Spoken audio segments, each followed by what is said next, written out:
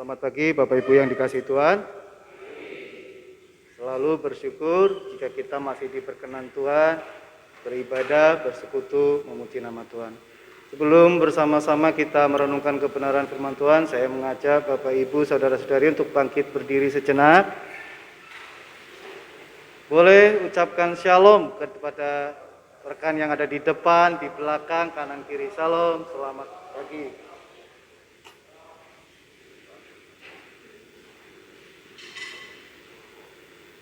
Oke, mari kita tetap berdiri, kita berdoa, kita sambut kebenaran firman Tuhan. Bapa di dalam sorga, bersyukur atas pimpinan-Mu dalam ibadah kami pagi hari ini. Setiap pujian penyembahan yang telah kami naikkan, kiranya berkenan di hadapan-Mu, memuliakan nama-Mu. Dan saat ini kami mau merenungkan kebenaran firman-Mu. Mohon Roh Kudus-Mu mengurapi kami ya Tuhan, sehingga kami bisa membuka hati kami, membuka pikiran kami. Kami mau fokus akan kebenaran firman yang disampaikan, karena kami tahu bahwa kebenaran firman-Mu itulah tuntunan di dalam kehidupan kami, sehingga kami boleh memiliki kehidupan yang berkenan di hadapan-Mu.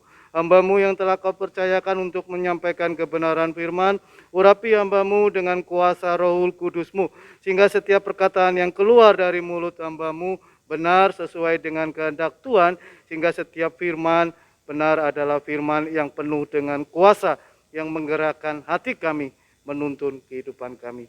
Kami serahkan pemberitaan firman ini dari awal sampai akhir hanya di dalam nama Tuhan Yesus Kristus, Juru Selamat kami yang hidup, kami berdoa. Amin.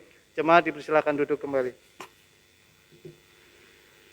Kita akan membuka satu bagian firman Tuhan yang menjadi dasar perenungan kita pada kesempatan pagi hari ini, yang diambil dari 2 Samuel pasal yang ke-12 ayat yang ke-22 sampai dengan 23. 2 Samuel 12 ayat 22 sampai dengan ayat yang ke-23. Saya mengajak kerjasama dari Bapak Ibu Saudara-saudari. Saya akan membacakan ayat yang ke-22. Bapak Ibu Saudara-saudari boleh membacakan ayat yang ke-23. Demikian firman Tuhan. Jawabnya, selagi anak itu hidup, aku berpuasa dan menangis, karena pikirku, siapa tahu Tuhan mengasihani aku sehingga anak itu tetap hidup.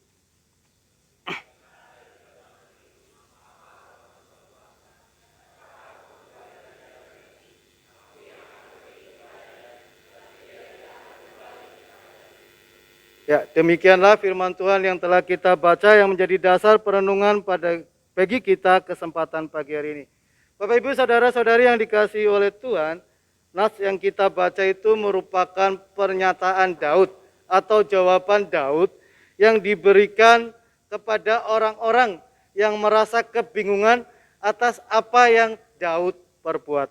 Jika kita perhatikan ayat-ayat sebelumnya, pasal sebelumnya, bagian ini bercerita tentang bagaimana Daud sedang dihukum oleh Tuhan karena satu dosanya. Tentu kita sudah sering mendengar, sering membaca bagian ini, bahwa Daud berzinah dengan Batsyeba.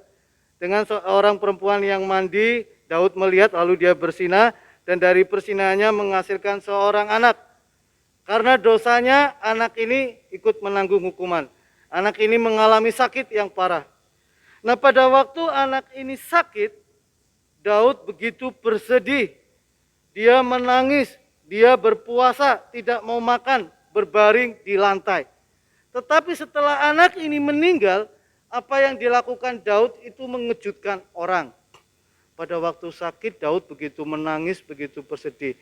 Sehingga waktu anaknya meninggal, orang-orang di sekitarnya takut memberitahu kabar anaknya yang meninggal kepada Daud. Pikirnya, jangan-jangan nanti Daud mencelakakan dirinya. Waktu hidup saja dia bersedih begitu luar biasa. Tetapi ternyata apa yang dilakukan Daud? Begitu dia tahu anaknya meninggal, Daud bangkit dari kesedihannya. Dia bangun, dia mulai makan, dia masuk ke dalam rumah Tuhan, menyembah Tuhan, dan dia lupakan kesedihan itu. Nah, tentu yang dilakukan Daud ini menimbulkan pertanyaan orang-orang yang ada di sekitarnya. Apa maksud perbuatanmu, Daud? Apa yang dilakukan oleh Daud itu? Jawabannya ada di ayat yang telah kita baca tadi, di ayat 22 sampai dengan 23. Daud berkata, selagi anak itu hidup, aku berpuasa dan menangis. Karena pikirku, siapa tahu Tuhan mengasihani aku sehingga anak itu tetap hidup. Tetapi sekarang ia sudah mati. Mengapa aku harus berpuasa? Dapatkah aku mengembalikannya lagi? Aku yang akan pergi kepadanya, tetapi ia tidak akan kembali kepadaku. Saudara, dari jawaban Daud inilah kita akan renungkan sebuah tradisi dari sebuah kebudayaan yang hampir ada di semua kebudayaan, yaitu ziarah kubur. Tema kita tentang ziarah kubur. Tradisi ini hampir ada di semua kebudayaan. Baik kebudayaan Tionghoa, saya yang dari Jawa juga kebudayaan Jawa, mungkin ada yang dari suku mana lagi, Manado, Sulawesi, Kalimantan, ada yang namanya tradisi ziarah kubur. Oleh karena itu pada kesempatan kali ini saya tidak akan membahas secara rinci tentang tradisi ziarah kubur yang orang-orang Tionghoa lakukan, yaitu tradisi cengbeng. Hal ini sudah disampaikan dalam firman Tuhan minggu lalu oleh Guru Injil Ferry Kalare dan oleh Bapak Pendeta Hon Andreas. Dan dalam KU yang satu tadi pagi juga sudah disampaikan panjang lebar tentang sejarah tradisi cengbeng itu. Yang akan saya sampaikan pada kesempatan kali ini, bagaimana sikap kita sebagai orang Kristen tetap mempertahankan iman Kristen, tetap mempertahankan prinsip-prinsip Kristen terhadap tradisi ziarah kubur. Ziarah kubur adalah sebuah tradisi untuk mengingat, untuk menghormati orang-orang yang sudah mati. Biasanya juga disertai dengan persembahan-persembahan atau sesaji, mungkin berupa makan makanan, berupa buahan, atau arak, dan lain sebagainya. Dan ciri yang lain dalam tradisi ziarah kubur yaitu adanya doa. Biasanya kalau orang berziarah kubur, pasti disertai dengan doa. Baik doa yang dipanjatkan untuk orang yang sudah meninggal, supaya orang yang sudah meninggal itu dimudahkan jalannya, mendapat tempat yang baik, maupun kita berdoa memohon kepada orang yang sudah meninggal dunia, supaya diberkati, dilindungi, dan diselamatkan. Tradisi ini ada hampir di semua kebudayaan, dan pemahaman seperti ini ada hampir di semua kebudayaan. Nah, sebagai orang Kristen, tentunya kita harus bersikap terhadap tradisi ziarah kubur ini sesuai dengan prinsip-prinsip kebenaran firman Tuhan di dalam Alkitab. Salah satu prinsipnya didapat dari kisah Daud tadi. Bagaimana Daud menyikapi anaknya yang telah meninggal dari 2 ayat yang telah kita baca. Bahwa sesungguhnya sudah tidak ada hubungan lagi antara orang yang sudah mati atau sudah meninggal dunia dan orang yang masih hidup. Beberapa budaya melakukan tradisi ziarah kubur ini karena mereka beranggapan bahwa masih ada hubungan antara orang yang sudah mati dan orang yang masih hidup. Oleh karena itu mereka terus melakukan ziarah kubur, berdoa kepada arwah supaya arwah-arwah itu melindungi, arwah-arwah itu memberkati. Nah, hal ini tentu jelas bertentangan dengan prinsip Alkitab. Lalu bagaimana bagi kita orang Kristen? Apakah kita hilangkan saja tradisi ziarah kubur ini? Enggak, kita orang Kristen enggak usah ikut-ikutan ziarah kubur. Ataukah sebagai orang Kristen kita mengalah? Ya udahlah, kita harus menghormati tradisi kebudayaan yang telah ada sejak turun-temurun dari nenek moyang kita. Kalau kita tidak menghormati tradisi, nanti kita dianggap orang-orang yang melanggar adat, yang tidak menghormati tradisi. Kita mengalah saja, kita ikuti saja tradisi ini. Ataukah tradisi ini tetap dijalankan, namun sudah dimurnikan dengan prinsip-prinsip kebenaran dari Alkitab. Tentunya pilihan terakhir itulah yang saya anjurkan dan tentu yang Tuhan kehendaki. Kita harus memurnikan tradisi ini berdasarkan prinsip-prinsip yang Alkitab sampaikan, berdasarkan iman yang terus kita pegang sampai saat ini. Nah, Bapak Ibu Saudara yang dikasihi oleh Tuhan, saya sendiri pun pernah berbenturan dengan tradisi ziarah kubur ini. Ini saya alami pada waktu ibu saya meninggal dunia. Sebelum berbicara tentang ziarah kubur, pada waktu proses pemakamannya saja itu sudah mengalami berbagai macam kendala. Kakak tiri saya, dia seorang muslim. Nah, dia tidak mau ibu saya dimakamkan secara Kristen. Padahal ibu saya itu beragama Kristen, sudah dibaptis dan sudah mengakui imannya sebagai orang Kristen. Dia menganggap kalau orang Kristen itu tidak menghormati orang tua.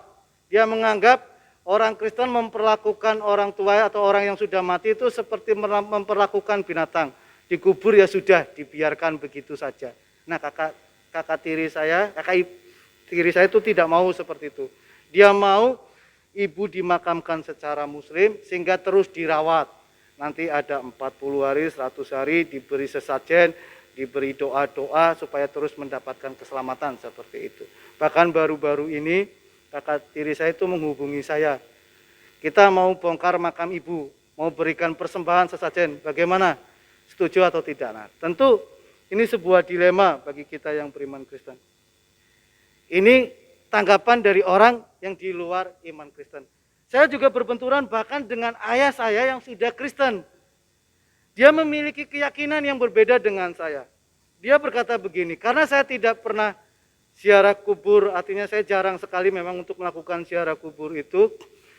Bapak saya menegur saya begini, kenapa enggak sekali-kali jenguklah makam ibumu, doakan supaya ibumu diampuni dosanya, supaya ibumu dilapangkan jalannya, mudah sampai ke surga. Lalu saya jawab, sudah tidak ada gunanya lagi kita mendoakan orang yang sudah mati atau sudah meninggal. Sudah tidak ada hubungan lagi antara kita yang masih hidup dengan mereka yang sudah meninggal. Tetapi pada akhirnya saya tetap datang ziarah kubur, tetapi tidak mendoakan, hanya membersihkan, hanya melihat, hanya mengenang apa yang telah ibu saya lakukan di selama kehidupannya, mengenang jasa-jasa beliau, mengenang perbuatan-perbuatan baik beliau. Nah, memang ini menjadi sebuah dilema bagi kita seorang Kristen menghadapi tradisi yang ada, yang berkembang di tengah-tengah kita. Bagaimanapun kebudayaan kita, apapun kebudayaan kita, tentu kita akan memiliki dilema ini, problema ini. Nah, ketika orang-orang Kristen dianggap tidak menghormati orang yang sudah mati karena tidak mendoakan dan memberikan persembahan untuk orang yang sudah mati, kita tentu harus memberikan jawaban bahwa kita tetap menghormati mereka tetapi dalam bentuk yang berbeda. Prinsip kebenaran itu tetap harus kita pegang bahwa sudah tidak ada hubungan lagi antara orang yang sudah meninggal dengan orang yang masih hidup. Nah, tetapi kadang prinsip ini juga dimaknai oleh orang Kristen kebablasan. Karena mengatakan tidak ada hubungan lagi, maka akhirnya tidak melakukan ziarah kubur sama sekali. Tidak lagi membersihkan makamnya, makam dibiarkan kotor, rumput tinggi kemana-mana. Nah, Bapak Ibu Saudara-saudari yang dikasihi oleh Tuhan, maka alangkah bijaknya kita ambil jalan tengah tadi, sesuai yang saya katakan. Prinsip yang telah kita miliki, kita terapkan itu di dalam menghadapi sebuah kebudayaan. Budayaan itu kita kembali nilai dengan dasar-dasar kebenaran firman Tuhan. Jadi jalan tengahnya bagaimana? Seperti yang sudah saya sampaikan tadi, sikap kita sebagai orang Kristen terhadap tradisi ziarah kubur ini seharusnya kita murnikan dengan prinsip iman Kristen di dalam Alkitab. Jadi dengan demikian, tradisi ziarah kubur ini masih boleh kita lakukan jika itu sebatas hanya untuk membersihkan makam, mengunjungi makam, dan mengingat lagi akan keterbatasan hidup kita sebagai manusia. Tidak ada masalah kita mengikuti tradisi misalnya cengbeng atau ziarah kubur yang dilakukan oleh orang Jawa pada satu suro. Tidak masalah, datang saja untuk ikut membersihkan makam, ikut kembali mengenang apa yang sudah almarhum atau almarhumah lakukan sepanjang kehidupannya. Yang baik tentu kita teladani, yang buruk kita tinggalkan. Karena belajar dari pengalaman hidup itu memang sesuatu yang berguna. Nah, tradisi ziarah kubur boleh dilakukan hanya sampai sebatas itu. Membersihkan makam, mengingat, mengenang jasa orang tua atau orang yang sudah meninggal. Dengan demikian kita hilangkan hal-hal yang berbau mistis, hal-hal yang tidak sesuai dengan kebenaran Alkitab, seperti doa, mendoakan orang yang sudah meninggal, atau memberikan sesaji atau makanan karena menganggap bahwa arwah-arwah itu masih membutuhkan makanan atau sesaji. Kita hilangkan hal-hal ini yang tentu bertentangan dengan kebenaran firman Tuhan, sehingga pada akhirnya kita murnikan tradisi ziarah kubur tersebut. Nah, hal ini tepat seperti apa yang Daud katakan di ayat tadi. Daud berkata, anakku sudah mati, buat apa lagi saya berpuasa? Buat apa lagi saya menangis bersedih? Tidak ada gunanya, dia sudah mati. Tidak akan dapat ada seorang pun yang bisa mengembalikan orang yang sudah mati. Kitalah yang masih hidup yang nantinya akan menyusul mereka yang sudah mati. Oleh karena itu kita tidak perlu lagi mendoakan mereka, kita tidak perlu lagi memohon doa kepada mereka. Tuhan kita Tuhan yang cemburu. Kita hanya berharap kepada satu Tuhan, bukan kepada roh-roh yang lain, bahkan termasuk roh orang tua kita atau sanak saudara yang sudah meninggal. Ketika kita mau memohon perlindungan, memohon berkat, memohon keselamatan, itu hanya kepada Tuhan saja. Jadi dengan demikian, Bapak Ibu, saudara-saudari yang dikasihi oleh Tuhan, jika sanak saudara kita sudah meninggal dunia, tidak ada gunanya lagi doa-doa kita. Sesaji persembahan itu semuanya sudah tidak ada artinya lagi. Tidak ada fungsinya. Kita melakukan sesuatu yang sia-sia. Tetapi ini masih dilakukan oleh beberapa orang, bahkan oleh orang yang mengaku Kristen. Karena mungkin merasa, wah nanti dianggap tidak menghormati sebuah kebudayaan. Makanya oleh karena itu kita harus berani bersikap tegas. Kita harus berani bersikap keras, kita harus tetap memegang prinsip kebenaran firman Tuhan ini.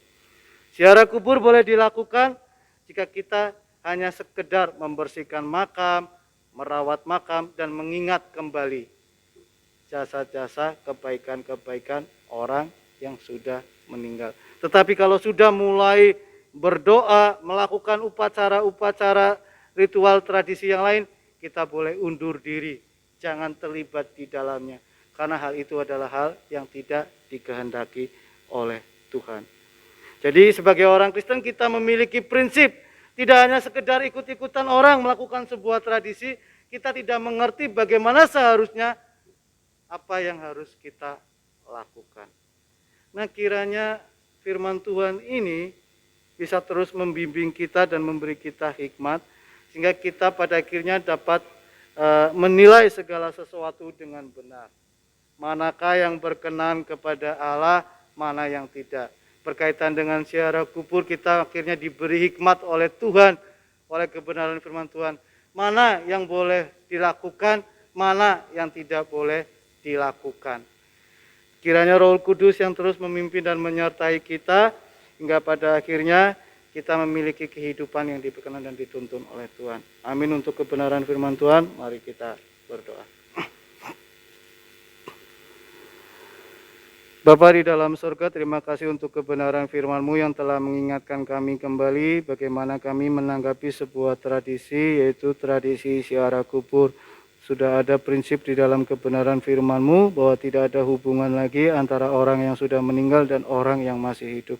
Biarlah dengan salah satu prinsip ini kami boleh memaknai sebuah tradisi tersebut dengan baik sesuai dengan kehendak Tuhan. Kami boleh melakukan ziarah kubur sebatas itu tidak bertentangan dengan kehendak Tuhan, tidak melakukan doa, persembahan sesaji dan upacara-upacara ritual-ritual yang tidak dikehendaki oleh Tuhan.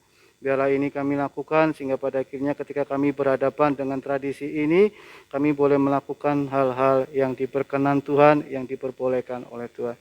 Terima kasih Tuhan, tanamkan firman ini dan mampukan kami untuk melakukannya di dalam kehidupan kami hari lepas hari.